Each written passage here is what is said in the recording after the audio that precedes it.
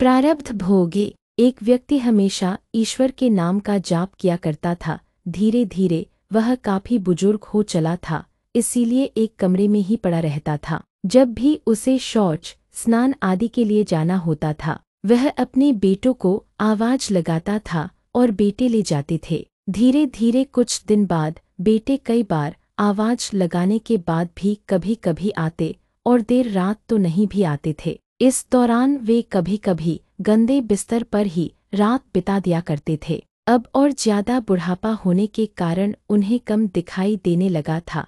एक दिन रात को निवृत्त होने के लिए जैसे ही उन्होंने आवाज लगाई, तुरंत एक लड़का आता है और बड़े ही कोमल स्पर्श के साथ उनको निवृत्त करवाकर बिस्तर पर लेटा जाता है। अब ये रोज का नियम हो गया। पहले तो बेटों को रात में कई बार आवाज लगाने पर भी नहीं आते थे, लेकिन ये तो आवाज लगाते ही दूसरे क्षण आ जाता है और बड़े कोमल स्पर्श से सब निवृत्त करवा देता है। एक रात वह व्यक्ति उसका हाथ पकड़ लेता है और पूछता है कि सच बता, तू कौन है? मेरे बेटे तो ऐसे नहीं है। तभी अंधेरे कमरे में एक अलौकिक उजाला हुआ और उस लड़के रूपी ईश्वर ने अपना वास्तविक रूप दिखाया। वह व्यक्ति रोते हुए कहता है, हे प्रभु, आप स्वयं मेरे निवृत्ति के कार्य कर रहे हैं। यदि मुझसे इतने प्रसन्न हो तो मुक्ति ही दे दो ना। प्रभु कहते हैं कि जो आप भुगत रहे हैं वो आपके प्रारब्ध है। आप मेरे सच्चे साधक हैं, हर समय मेरा नाम जप करते हैं,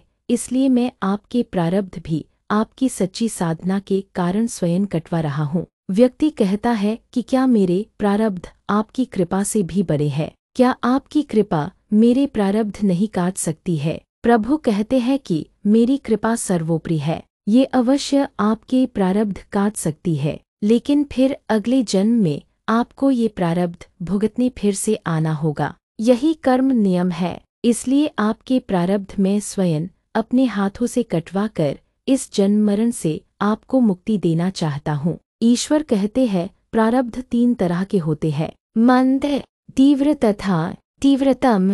मंद प्रारब्ध मेरा नाम जपने से कट जाते हैं। तीव्र प्रारब्ध किसी सच्चे संत का संग करके श्रद्धा और विश्वास से मेरा नाम जपने पर कट जाते हैं, पर तीव्रतम प्रारब्ध भुगतने ही पड़ते हैं। लेकिन जो हर समय श्रद्धा और विश्वास से मुझे जपते हैं, उनके प्रारब्ध में स्वयं साथ रहकर कटवाता हूँ और तीव्रता का एहसास नहीं होने देता हूँ। प्रारब्ध पहले रचा पीछे रचा शरीर, तुलसी चिंता क्यों करे, भज ले श्री रघुबीर।